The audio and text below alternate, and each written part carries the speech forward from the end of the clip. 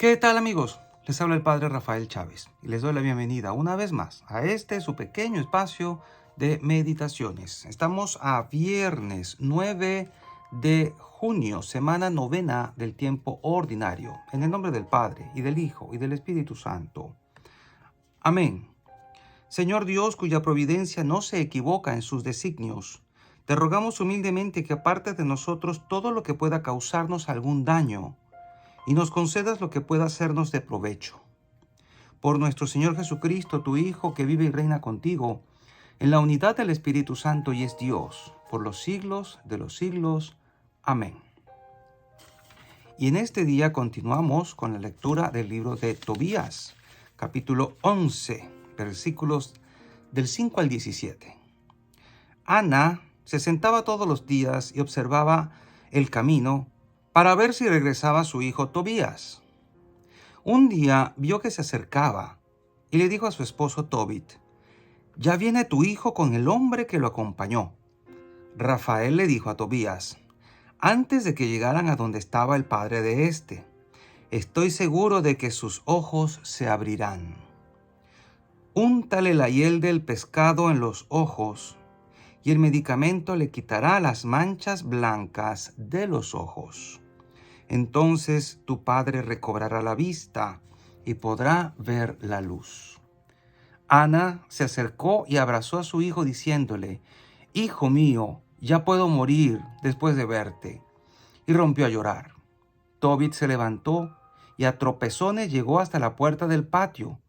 Entonces Tobías corrió a su encuentro con la hiel del pescado en la mano. Le sopló en los ojos, los sostuvo y le dijo: «Padre mío, ten ánimo». Entonces le untó el medicamento con sus dos manos y le desprendió las manchas blancas que tenía en los lagrimales. Tobit, al ver a su hijo, lo abrazó entre lágrimas y le dijo: «Hijo mío, luz de mis ojos, ya puedo verte». Y añadió: «Bendito sea Dios y bendito sea su excelso nombre. Benditos sean todos sus ángeles para siempre, porque Él me castigó, pero ahora ya puedo ver a mi hijo Tobías». Tobit y Ana, su esposa, entraron en la casa llenos de alegría y alabando a Dios a voz en cuello por todo lo que les había sucedido. Entonces Tobías le contó a su padre que el Señor Dios lo había conducido por el mejor camino, que había traído el dinero, que había tomado como esposa a Sara, hija de Raguel, y que ella estaba ya cerca de las puertas de Nínive. Tobit y Ana, llenos de alegría, salieron al encuentro de su nuera, a las puertas de Nínive. Los ninivitas, al ver que Tobit venía caminando con pasos seguros, sin que nadie lo llevara de la mano, se quedaron admirados.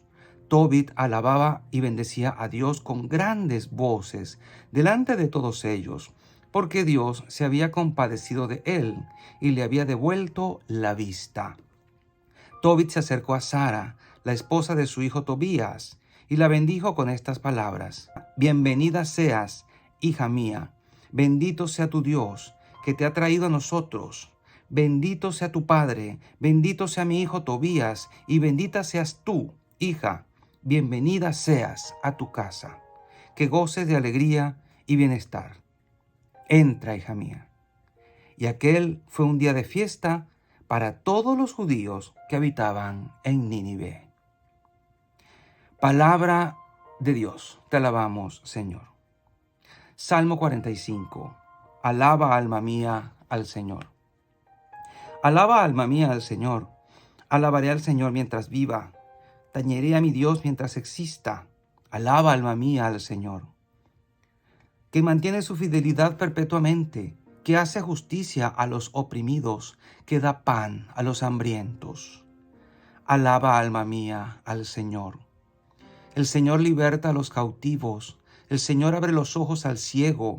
El Señor endereza a los que ya se doblan. El Señor ama a los justos. El Señor guarda a los peregrinos. Alaba, alma mía, al Señor.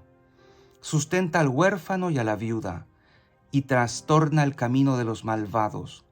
El Señor reina eternamente. Tu Dios, Sión, de edad en edad. Alaba, alma mía, al Señor. Y el Evangelio de hoy está tomado de Marcos, capítulo 12, versículos del 35 al 37. Un día, mientras enseñaba en el templo, Jesús preguntó: ¿Cómo pueden decir los escribas que el Mesías es hijo de David?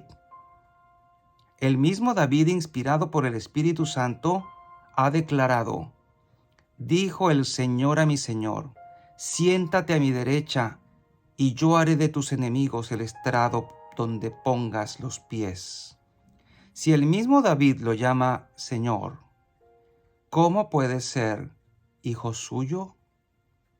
La multitud que lo rodeaba, que era mucha, lo escuchaba con agrado. Palabra del Señor. Gloria a ti, Señor Jesús. Son solo 3 versículos el Evangelio de hoy, pero nos trae una enseñanza muy clarificante y muy interesante. Fíjense que Jesús hace referencia a este asunto de el hijo de David. Decir que Jesús es el hijo de David quiere decir que es descendiente de David. Pero las profecías y los escritos del Antiguo Testamento también hablaba de que no solamente iba a ser descendiente de David, sino que iba a ser también la raíz de David. O sea, algo de lo que él procedía y venía, en cierta manera anterior a David. Y algo interesante es que cada vez que llamaban a Jesús hijo de David, el Señor nunca corrigió a nadie. El Señor no le dijo: no me llamen así, porque ese no es mi título, o eso no tiene nada que ver conmigo. Por el contrario, Él dejaba que la gente lo llamara así. Recordemos su entrada triunfal en Jerusalén: Hosana al hijo de David. El Señor no decía nada, no corrigió a nadie. Recordemos al ciego de Jericó: Hijo de David, ten compasión de mí, a gritos. Y el Señor no decía nada, porque era verdad. Él era el descendiente de David, pero también la raíz de David. Y Jesús hace alusión a esto. ¿Cómo pueden decir los escribas que el Mesías es hijo de David? Entonces el Señor está queriendo aclarar el asunto acerca de cuál es su posición ante el rey David.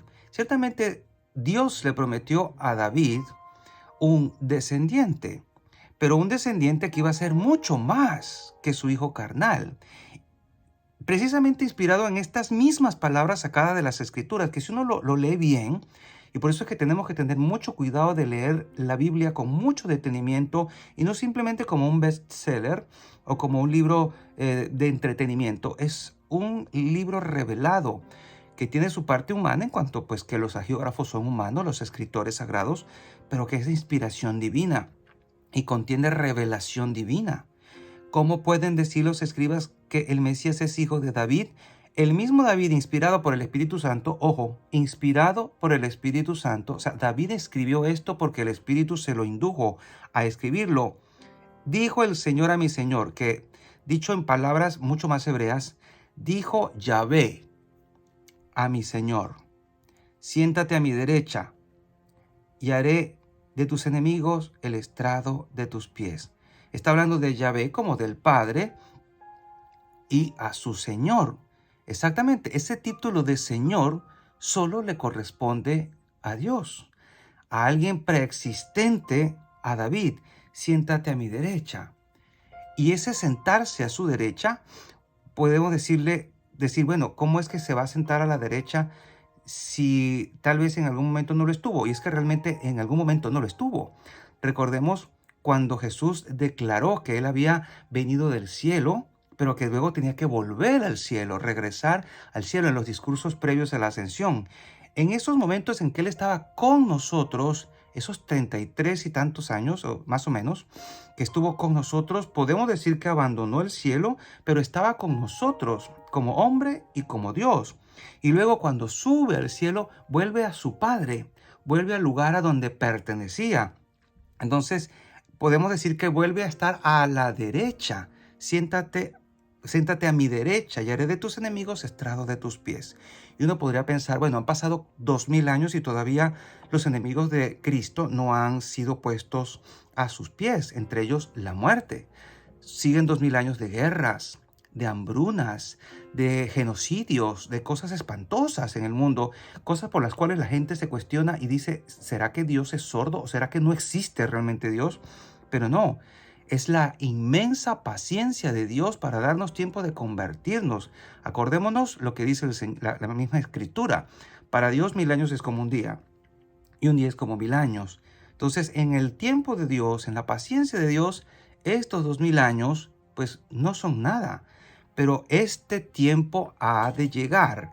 Este tiempo, cuando Él ponga a sus enemigos como estrado de sus pies, o sea, debajo de sus pies, cuando la victoria definitiva se instaure. Si el mismo David lo llama Señor, ¿cómo puede ser su hijo? Y la única forma de que eso sea posible es que David reconozca que su descendiente iba a ser no solamente un hombre, sino que su descendiente iba a ser Dios mismo. Acordémonos que la palabra Cristo viene de la palabra Mesías, ungido, ungido. ¿Y por qué se le llama ungido? Esto haciendo referencia a lo que hacían con los reyes, los ungían con óleo para determinar, declarar, establecer que era el rey. Por lo tanto, era esto un signo de realeza también y de predilección y de selección y de escogencia y de llamado de Dios sobre aquella persona. Por lo tanto, el ungido de Dios, el Mesías, aquel que había sido destinado, predestinado, elegido por Dios para ocupar un puesto, un cargo, un señorío, no solamente en este mundo, sino en el universo entero, es aquel que ha sido destinado desde toda la eternidad y que iba a tener, digamos, en cuanto a lo humano, un ancestro que se iba a llamar David.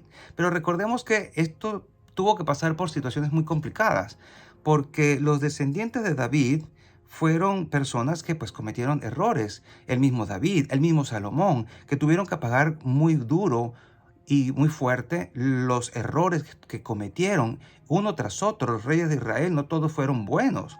Y digamos que para el momento en el que Jesús llegó, ningún descendiente de la casa real estaba en el trono. Jerusalén estaba, digamos, destronada, no había rey. Entonces estaban esperando ese rey, estaban esperando ese Mesías, pero sin ninguna connotación política. Por eso es que muchos no lograron entender de qué se trataba el mesianismo de Jesús cuando Jesús hablaba de un reino que no es de este mundo, cuando Jesús les dijo a aquellos que le ponían pleito por lo de los impuestos, darle al César lo que es del César, a Dios lo que es de Dios. Jesús trataba de decirnos de mil formas de que su reino no era de aquí y de que esta mesianidad suya trascendía toda realidad humana, toda realidad política y toda la realidad sociológica que estaba viviendo el pueblo de Israel. No porque no le importara, sino porque trascendía.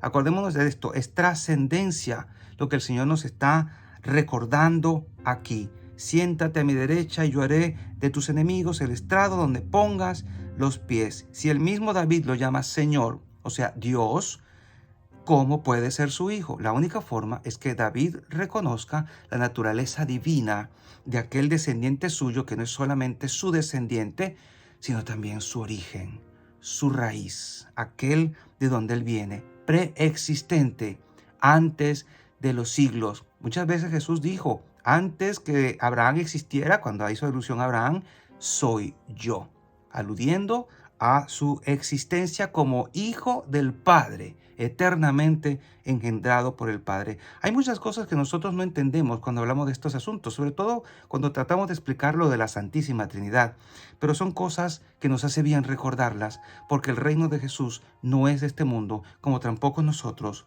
somos de este mundo. Y la bendición de Dios Todopoderoso, Padre, Hijo y Espíritu Santo, descienda sobre cada uno de ustedes y les acompañe siempre. Y seguiremos en contacto, si Dios lo permite, a través de este canal. Chao, chao.